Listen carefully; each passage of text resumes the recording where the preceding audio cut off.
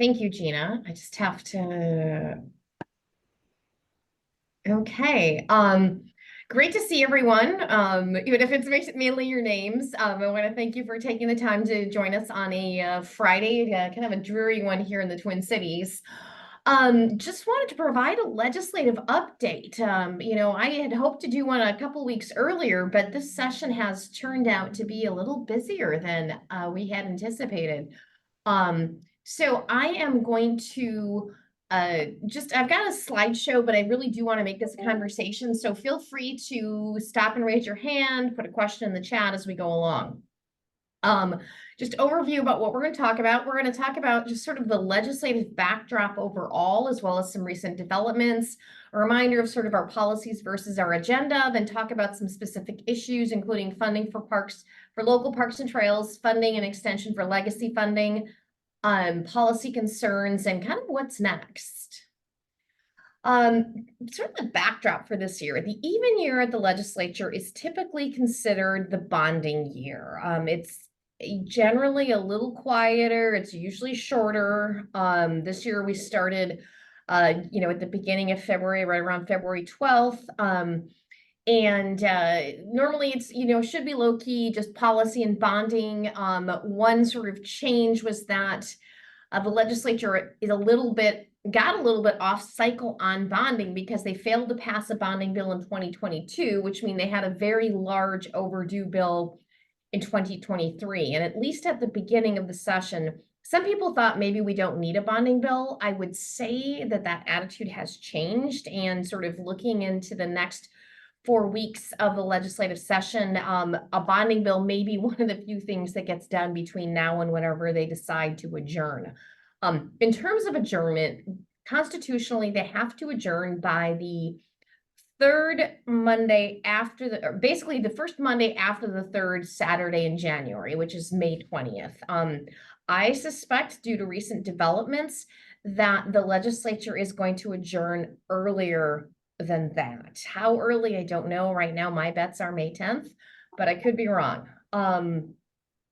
I think going into the session, at least a lot of us lobbyists were hoping for a much more low-key session.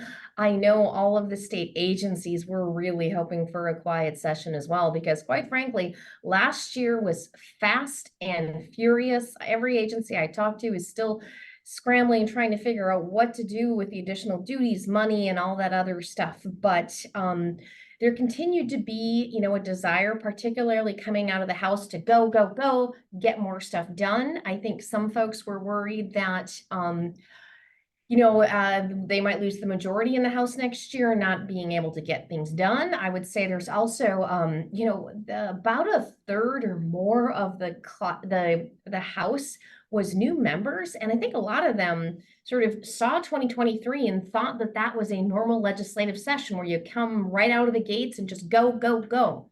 Last year was not normal, which means this year has not been normal.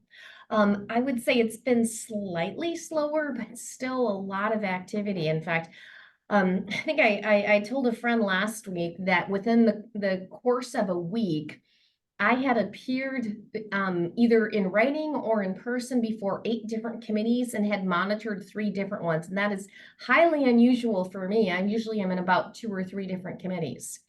I would say, again, the House is more active than the Senate. A lot, I think that just is typical, but also a lot more new members there. But the session has to end within 4 weeks. And I think going into it, we sort of kind of expected, if you would have asked me, if you would have called me up late Friday or Monday morning, I would have said, we're going to have a pretty smooth glide path into May.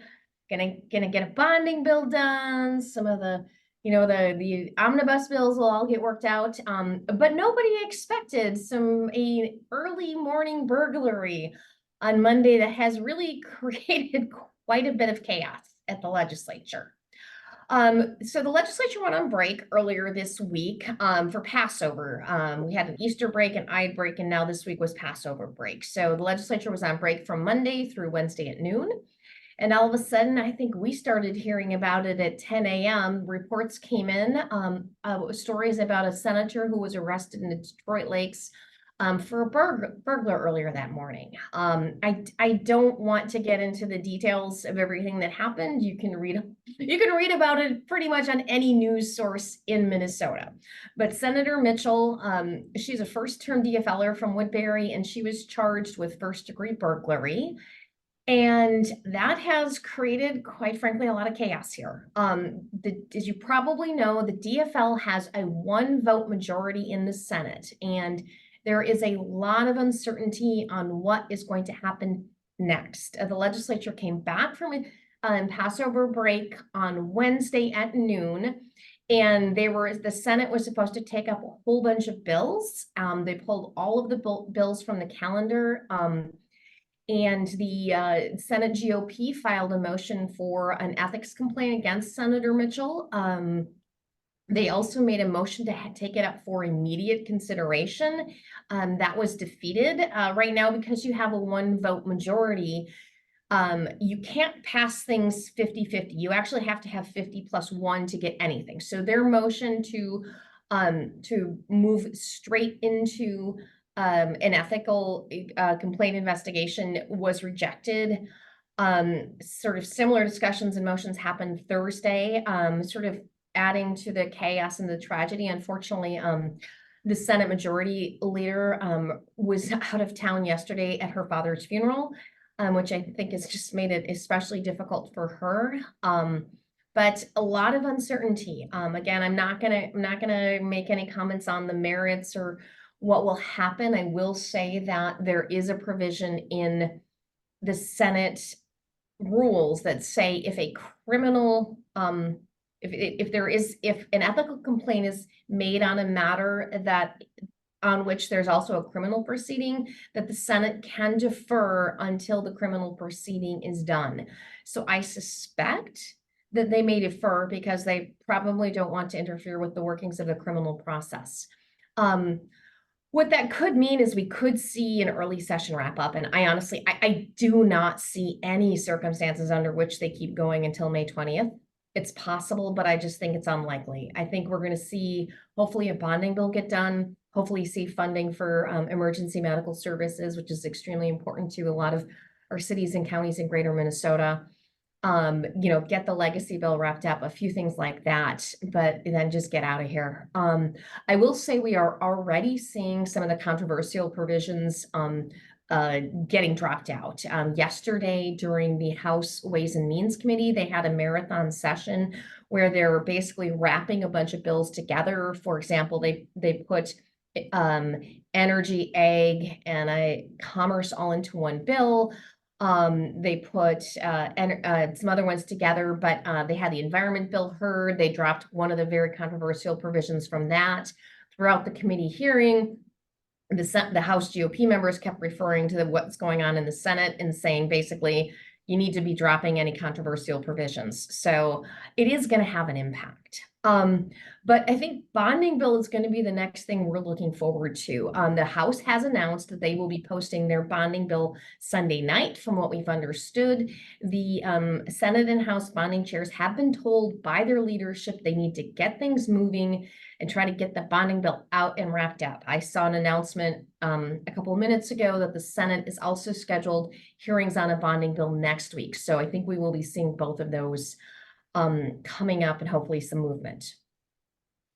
So now we're going to talk about Greater Minnesota Parks and Trails and kind of what we did and what's going on with us. Just a reminder, the GMPT has legislative policies and we have our legislative agenda. Policies are sort of our standing platform that describe stances that we take on issues that became relevant and a very interesting issue this year that I was not anticipating. A lot of things popping up that were not on my bingo card, including appearing in tax committee.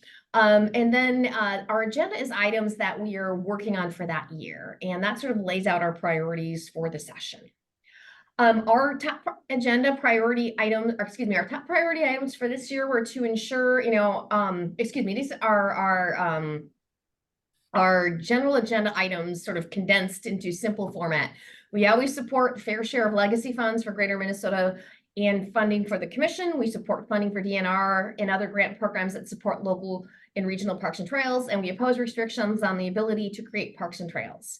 So those are our general policies. Our agenda, sort of what we focused on this year, we want to support bonding money for the local Parks and Trails program. We support similar funding in the LCCMR, and we also support a general fund appropriation to pay for the operating costs of the commission. On that third one, I do want to point out that is something that we are not actively working on this year because it is not a budget year. We kept it as part of agenda because it is something that we are already in discussions on for the budget year that we are looking forward ahead to in 2025. But that's our agenda. Let's talk about what happened. First, early win on a relatively early win for legislative terms on the Legislative Citizens Commission on Minnesota Resources. For those of you who are not familiar with the LCCMR, what it is a commission that recommends how the state should spend money coming out of the Environmental Natural Resource Trust Fund, which is basically money from the lottery.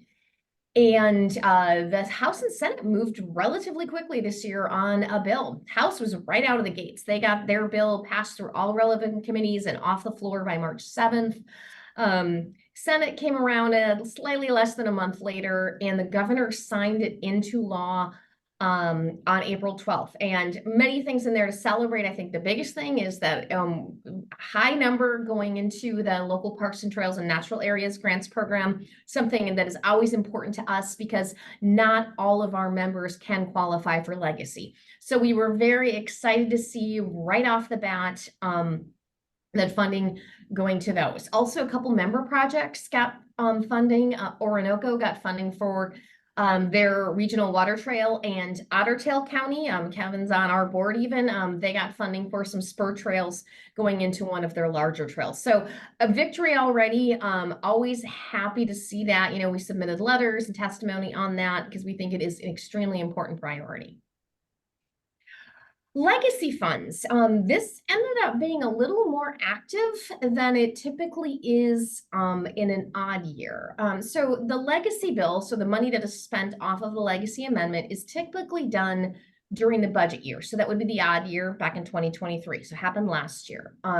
However, there was a budget surplus this year, which meant there are funds available. And you can handle that in one of two ways. You can roll those forward to the next biennium, or you can spend them now.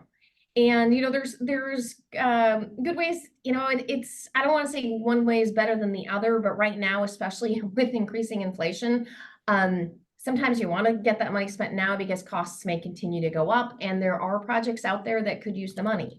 So, and I wrote it, this should have said GOP chair, not DFL chair. I mistype on my part, but the previous chair of the Legacy Committee only wanted one legacy bill per biennium, and that was Senator Rude, who was a great champion for us, somebody we worked with. So, you know, that was her desire. We generally didn't disagree with on that. But the new chair, who is the DFLer, Senator Fong He, was more flexible and said that he would consider doing, and in fact has pushed forward on a legacy bill this year. So legislation is moving forward in both the House and the Senate that would allow those surplus funds to be appropriated earlier by the commission, still be allocated under the 40-40-20 rule. So I think that that'll be good for a number of our members. So additional, those will come through the recommendations that are decided this year, but we are going to be glad, assuming they can get this bill past the finish line. Good news for us in terms of getting things done. The other thing that this bill will do is expend the time available to fund certain appropriations. There's a number of folks who, you know, received appropriations from the legacy bill, but as I'm sure many of you know, we are continuing to see, you know, delays in supply chain, problems getting labor, things like that. So projects aren't getting done as quickly as we would like them to. And so what the changes would allow is that a number of projects that haven't quite been able to get things done is allow that funds to be sort of extended further. We think that's really important because if they don't get that extension and the money isn't spent, basically what happens is the money goes back into the overall legacy fund. And so we're no longer getting our full 20% because that whatever's left over gets spread out amongst all of the pieces of the legacy fund. So it is always very important and just something to keep in mind. If you ever receive a legacy grant, if you're not going to be able to spend it all within the time available, let Joe and Renee know immediately. so that we can ensure that we're not having funds go back to the corpus. But again, we were very involved with Renee from the commission on that and drafting the legislation, working with legislators, testimony, and more, just to make sure that both of these items occurred. Bonding. So another priority for us, again, because as I mentioned earlier, we recognize not all of our members can qualify for legacy funds. And so we advocate for more funding for the local Parks and Trails grants program from the bonding proposal. And we were very pleased to see, this is something we urged the governor on, is that he included money for these programs in his proposal. And we had legislation introduced in both the House and the Senate that would fund these programs at $4 million. This year, disappointingly, and it wasn't anything personal to us, this happened with most of the grant programs, is that anything that was being run through the agencies, the legislators just did not want to have hearings on them. We are anticipating, as I mentioned earlier, the House will be unveiling their first version of the bonding bill on Sunday. So hopefully you saw in your emails earlier this week, we sent out an action alert urging you to reach out to your legislators and to the chairs in both bodies of the bonding committee. If you have not done that already, please do so. Just remind them to include money for these local grant programs. It is going to be a smaller bonding bill this year. We did get money for these programs last year in the bonding bill, so I think it will be a little bit trickier just because the size isn't as big, but you don't get something if you don't ask. So I think it's really important for folks to do that final reach out. Policy concerns. For those of you who made it to the legislative action day, I talked about these bills, but there was legislation introduced by the two bonding chairs that would have required the establishment of a replacement fund for any capital project receiving bonding or a grant subsidized by bonding, such as the local trail funds. And the upshot of this is that would make bonding grants very expensive for everyone, because not only would you have to be, putting up your match for any money that you received, but you'd also have to be establishing a fund to replace that item, in X number of years. A lot of problems with this. We raised concerns. The GMPT did not take the lead in lobbying. We kind of left that to the Coalition of Greater Minnesota Cities and the League of Minnesota Cities, who have been banging the drum on this pretty much since those bills were introduced. Finally, other groups are starting to notice that it is a problem. So there's been a lot of discussion about it over the last couple of weeks. The House author managed to sneak it into the state and local government omnibus bill. I think he stuck it there because minority lead of the bonding committee, Dean Erdahl, made it very clear that he was not going to accept that language in a bonding bill, and they need Republican votes to get any bonding bill off the floor. So it was put into the state and local gov bill. However, that bill was heard in the House Ways and Means Committee yesterday, and it was actually a surprise. It was not announced in advance, but that provision was amended out of the bill. And the author said that they pulled it out so they can work with the Senate on getting something they can agree with. I wouldn't call it dead, but I would call it defanged. If it goes forward, it is going to look a lot different, but I am telling people, if you use bonding funds, you just need to tell your legislators not to accept this. I think, there are better, the reason, the proposal has this sort of appeal, like, shouldn't people be taking care of the assets? We don't want to be giving local government money and then just having them trash it, but the challenge with that sort of logic is that, you guys are all really good public servants out there. We know that you take care of your assets. And if you're seeking bonding money, it's because you don't have another way to get those funds. And so, most cities and counties have asset management programs where they're taking care of things. And there are better ways to deal with the problems that the legislators were getting at. So, hoping that goes away, but we'll continue to watch. Now, one thing that I was not really anticipating spending any time on this year, or at any time, I don't spend time in taxes committee. However, this year, I have colleagues who work with me, who work with organizations that focus a lot on taxes, were kind of brought a provision to me and said, "Hey, Liz, what do you think of this?" And basically has to do with local sales tax. Now, This is a somewhat complicated issue, so I'm going to walk through what I'm talking about and why we were concerned and what we're doing about it. So, your city or county may have one of these, but some cities and counties have imposed local sales taxes to fund a variety of needs. It might be, the locally owned hospital or community center or civic center, or some people use it for parks and trails for specific improvements. And typically, if you go way back to the 70s, when there was what is referred to as the Minnesota Miracle, one provision of that is that most local sales taxes were, got rid of across the state, because sales taxes are regressive and they tend to favor cities that have a lot more wealth. And so the idea was, way back in the 70s, they introduced, local government aid for cities, county program aid for counties, and provided other funding streams so that cities and counties, across the state could provide for their needs of the citizens using a combination of property taxes and those either county program aid or local government aid. However, if you've been in local government for a while, you know that the state has not kept up with funding those programs. Particularly in the early 2000s, there was a significant cut to both programs that we've slowly been sort of catching up with. But if you were to look at where, it's sort of 2002 was when there was a big cut to those programs. If you were to put, where things should be at, if you would have kept up with inflation, the amount that should have been going up to those programs was way up here, but in reality, it's kind of way down here. And that's why a lot of cities and some counties have turned to local sales taxes.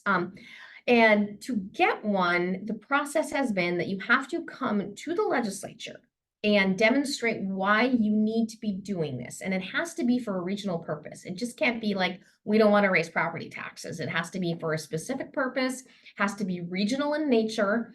And then you would have to, once you got legislative approval, go to your voters. Well, again, because local government funding programs haven't kept up, there'd been a significant increase in these requests over the last 4 to 5 years. And so last session, the legislature just said, hey, wait a minute, we need to halt these. This is getting out of control. So they halted them, put together a task force that came up with recommendations on how these processes should be handled. And the recommendations that came out of this task force basically suggested that there should be an expedited process for getting a local sales tax. And under that process, if you met certain criteria, you would not have to go to the legislature, you would go straight to your voters. So either way, you get a local sales tax, your local voters have to approve, but if you qualified for the expedited process, you would not have to go to the legislature. Now, in sort of making their recommendations, they were sort of, they knew people use these parks and trails or use sales tax for parks and trails. So they're casting about how do we qualify something as regional?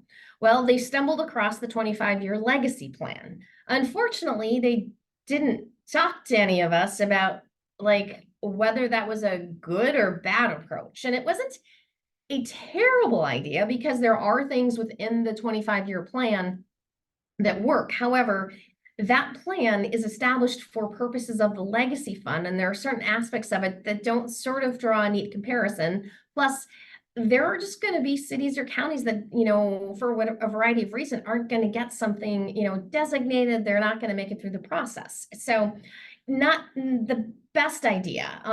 And what made it more challenging is that the House introduced a version that would have required all criteria be met. And we kind of looked at what that would have meant. And that would have meant that literally, even though we have 77 designated park and trails in Minnesota, in greater Minnesota, only 17 of those would have qualified at least as a park because of the way they would have applied it.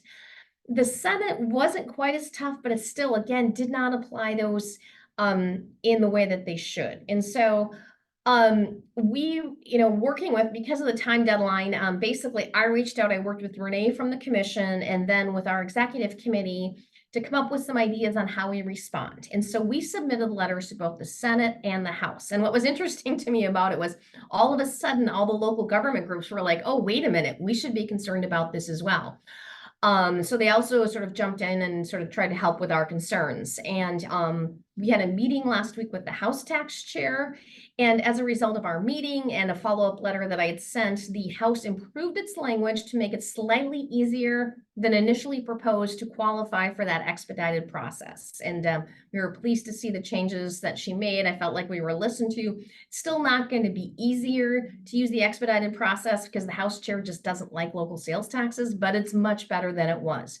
And we are currently working with Senator Housechild and the tax chair to try and, I said impose, I did this too fast this morning. I should have said improve the language as well in the Senate. We'll see where this goes. I will say at the end of the day, no guarantee that we're going to get a tax bill done because of all of the political problems I mentioned at the beginning. So, in terms of like what's next, I'm not going to kid you. This criminal case is going to continue to cast a shadow until the end of session. That being said, until we know any different, we have to continue to soldier on like the session is going forward as normal, which means, again, if you haven't done so already, please reach out to your legislators, look back at that action alert that should be sitting at your mailbox. Encourage them to put money into bonding for local parks and trails. Would also say that we are starting to already, Renee and I are talking already about sort of next steps in terms of like long-term plans for the next session because state agencies start working on their budgets in the spring. So we need to be sort of making plans there as well. The final thing I will say is that I want to strongly encourage all of you to attend our July 17th meeting in Elk River. We're actually doing it in conjunction with the commission. We've got some exciting things planned. And you'll get a full recap of what happened at the session and more. Read about that in our newsletter coming out next week, but really want to encourage all of you to attend. So I'm going to stop my screen share and open it up for questions. I know that was a lot of information, especially about taxes, but do folks have questions about anything at the legislature?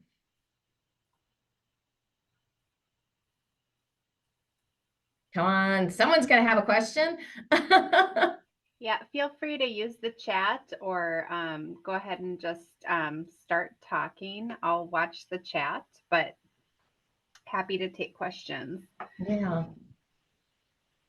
Elizabeth, I have a question just from a clarification standpoint. When you said that there's extra funds left for legacy that can either be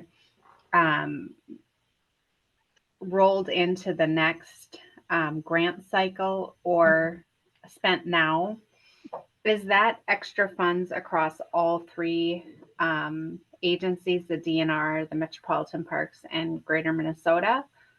Or is it just extra funds from one of the agencies? No, so it is extra funds. And when I say extra funds, to clarify, so what ends up happening when they're, passing the legacy bill in every, odd year as part of the budget, what they're doing is they are relying on forecasts from MMB of where we think the economy is going. And so they're projecting out how much money is the legacy sales tax amendment going to be raising.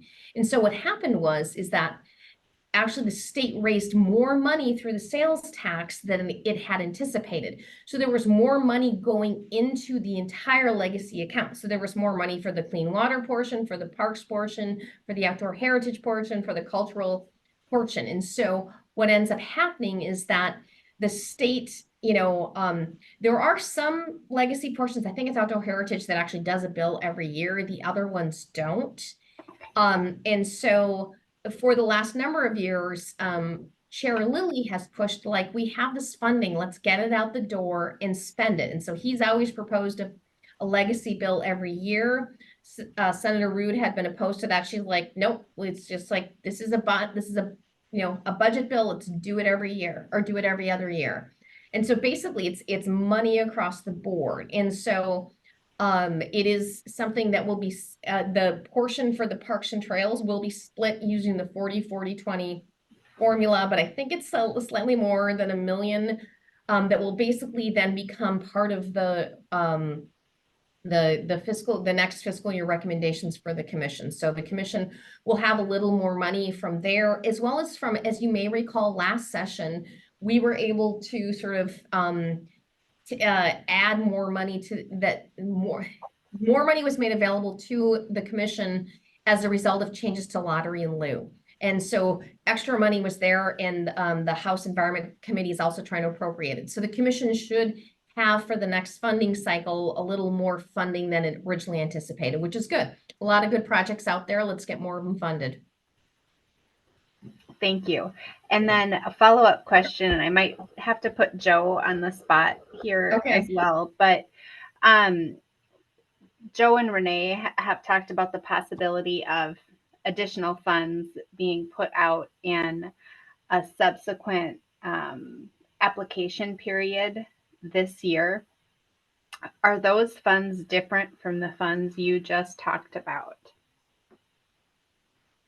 Some of those, yeah, some of those funds are different. We've got a number of pots of funding that have kind of just come up. Some are from previous funds that, or previous projects that had extra funds left over. A little bit is some recapture of some DNR administrative fees. But the bulk of it is coming from that reallocation of the legacy funds, should that come in this year. So that's going to make that part will make the biggest difference as to how much is going to be in that fund. Okay, thank you. And Elizabeth, I know you talked about a projection for when session ends, but do you have a sense of how likely it is that this bill gets passed successfully? The legacy bill? I would say, yeah, honestly, I don't know. It is not, it's not as controversial as a few other things. In fact, it's not particularly controversial. I think we will have a better sense by Monday of whether anything is going to happen or not. So Senator Mitchell did not show up for the Senate floor Wednesday or Thursday. And so the question is she going to show up, Monday and seek to vote? Because it is a 50-50 majority. If she does not vote, bills will deadlock unless they get the Republicans to vote for the bill. I haven't heard Republican opposition to the legacy bill, but I haven't heard support for it either. So it's not one of the big omnibus bills. I'm going to probably check in with the committee administrator today and see if there's anything, we can be doing. But I think until next week, and it becomes more clear what's going to happen with Senator Mitchell, that it's just an unknown. It could be that all we see get done this year is a bonding bill and something for EMS, or we could see a few more things. I'm going to talk to some folks to see if we need to do a push in terms of getting stuff done. I think for us, probably the bigger concern about getting it done is there were some extensions for funding that were part of this that I think probably are more worrisome about happening than being able to spend that money. And so that's why we need to be checking in on, can we get those extensions in? Because I think we're going to start to see people just scrambling over the next couple of days, seeing, which bills are going to get forward and what can I move into those bills so that my stuff goes forward too. Yeah, just a lot of uncertainty. So sure. Thank you. Thanks. Trevor had some questions and you might have put them in the chat. Okay. Don't see anything. Oh. No, Trevor asked a question. The historical context for the 40-40-20. Oh, that's a fun question. So basically, if you really want to go back, when the legacy bill was first, so the legacy, amendment passed in 2008. And in 2009, Representative Mary Murphy was, and I can't remember who it was in the Senate, I think it was Dick Cohen, were put in charge of how do you spend this money. At that time, Greater Minnesota Parks and Trails did not exist. In fact, I can remember, I remember the first legacy hearing because I think it was the one and only time I ever received applause for testimony. And I was not, again, this group didn't even exist and we were not their first lobbyists. I also worked with the Coalition of Greater Minnesota Cities, and I actually went to the hearing and just said, I don't know how you want to spend this money, but you need to put money into Parks and Trails for Greater Minnesota. very short speech, and that's why I got applause, because I was the shortest person that entire day. But it was not something that a lot of groups worked on. You know, we had other priorities we were working on that year, and what ended up happening is that the Metropolitan, Council has its own lobbyists, and then the Minneapolis Parks Board has very powerful lobbyists. And so they went in and they're like, we should be splitting the money with the DNR. And there was no Greater Minnesota system. And so basically the money got divided up, huge chunk to the DNR, huge chunk to Met Council. And then I think 14% of it was made available to the entire the state to apply for funds. So that's what happened. So then a bunch of forward-thinking parks commissioners, it's Tom Ryan from Olmsted, Laird Mork, who used to be in Chisago. Most of them, quite frankly, have retired. Brad Bunk's predecessor, all got together, formed this group. The predecessor to this, because it was originally called Greater Minnesota Regional Parks and Trails Coalition, and then came to the legislature and were like, no, you got to give us more money. And so there was a lot of fighting, and part of the reason, again, I think part of it was just in terms of resources in fighting. The argument was made, and I don't think it's a great argument, but two things. Basically, it was suggested that the metropolitan area has more population than Greater Minnesota, so they deserve, more population, more dense population. They deserve more money. And then the other theory is that Greater Minnesota has a lot of, most state parks are located in Greater Minnesota. Now, I can give you arguments on why none of that should apply, but that was the reasoning. And so fight. Most of the, quite frankly, the original players that were involved in this aren't around anymore, but they came with the 40-40-20. And that agreement was supposed to stay in place for 3 sessions. And it did. And then a task force was appointed, and I can't remember if anybody here was on that task force. And they came up with recommendations, and it would have shifted the funding slightly. And basically, we've also made efforts to, get things put in statute. The Metropolitan Council, primarily Minneapolis, tanked the recommendations. And so to this day, we still have fights every 2 years about whether we're going to preserve even 40-40-20. Minneapolis keeps pushing so that, they actually tried to sell out the state parks and try to get an agreement where our amount increased. Basically, our amount increased, Met Council increased, and then state parks decreased. So unfortunately, it's an ugly fight. We would like more. We deserve more. I'm not sure that we have the political strength to make that happen. I think one of the other problems we run into is that, I'm going to be honest, at least at the legislature, there are a few notable exceptions. Unfortunately, a number of them have retired, but the DFL supports funding for parks and trails more than the GOP. And that also becomes a problem for us because DFLers more and more, when I started lobbying, there were a lot more DFLers in Greater Minnesota, and there were GOPers in the in the suburban areas, even, if you look back a little further, even in the Twin Cities. We have polarized, and that has also made it harder because we don't have, DFL likes Parks and Trails, likes putting money towards it. We just don't have as many Greater Minnesota folks. We do have some amazing champions like Senator Housechild.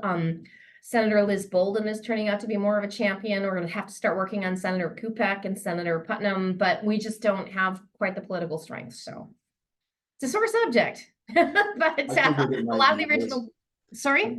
I figured it might be. I'm just from Idaho, so I'm trying to get up to speed, and it's and I knew that was the answer that was coming in some form. Yeah. So it is, and that is really why we continue to push on things like, trying to get commission, general fund money for the commission so we can free up more money for that. Continue to try and push for more of the lottery in lieu. It is just unfortunately with the way the majorities are, and it's just challenging. So, but good, very good question. Sarah, you have your hand up. I'm sorry. I didn't realize nobody could hear me when I introduced myself. But kind of excuse me, going off of Trevor, I don't know if you guys can answer this, and maybe this might be a question for Joe, but it does kind of stems off of your comments about the increasing population. And thinking about the 7 metro and how urban sprawl is becoming more and more, and sorry, Brad, but example, Wright County would Wright County ever then become the 8 metro counties? Is that something? I mean, is that something that can they do that if they get, because I mean, 40% of funding. So what I would say is there is actually, it depends on how you classify the metro area. There is the 7-county metro area, which represents sort of the service area for the Metropolitan Council. If you look at the sort of, get really wonky here, but the census data, there's actually an 11-county metro area. So it wouldn't be just Wright County. I can't tell you, I think, you know, some of our most populous counties, and quite frankly, some of our more active ones, but I think Sherburne, I want to say Sherburne, and Chisago. So those outlines are considered, for purposes of the census, the 11-county metro area. Okay. That is not something, you know, it is an issue that sort of we whistle past because, quite frankly, if the metro area was ever expanded to include those 11 counties, our 20% share would probably go down. Okay. Because the existing metro counties would be like, hey, wait a minute, we just took on some very, very populous, you know, counties. We deserve more. So it is something where it's not an easy issue, but it is I'm just kind of actually just pulling it up right now. So you know, apparently some counties even say there's a 15-county metro area. I hadn't heard that one. You know, again, it depends on how you, because I think honestly, Wisconsin starts becoming part of it, but yeah, like Sherburne. So the counties that would get added would be Chisago, Isanti, Sherburne, and Wright. Would all be included there. And so again, I think that would that would really upend the funding formula. So we just kind of, I hate to say it, ignore the question. Well, so I can speak on some things with Wright County, Sarah, to kind of answer your question. I know our current board, if that ever came up, our current board would not want to do that.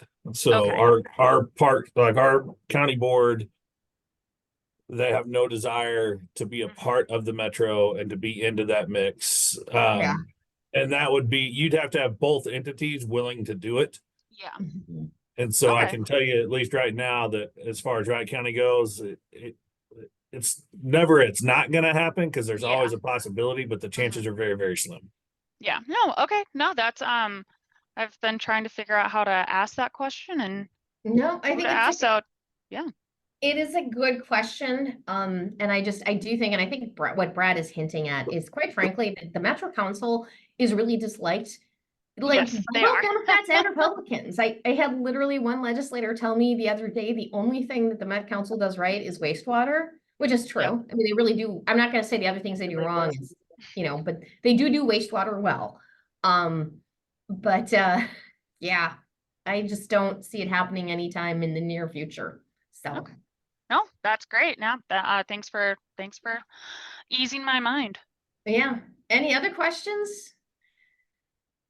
Not even all that tax talk was fun and exciting, but no questions there. Well, if there's no further questions, I guess I want to say thank you. Again, encourage you to reach out to your legislators about, you know, the putting the Parks and Trails funding in the bonding bill, and always reach out via email to me if you have further questions. Anything else, Gina?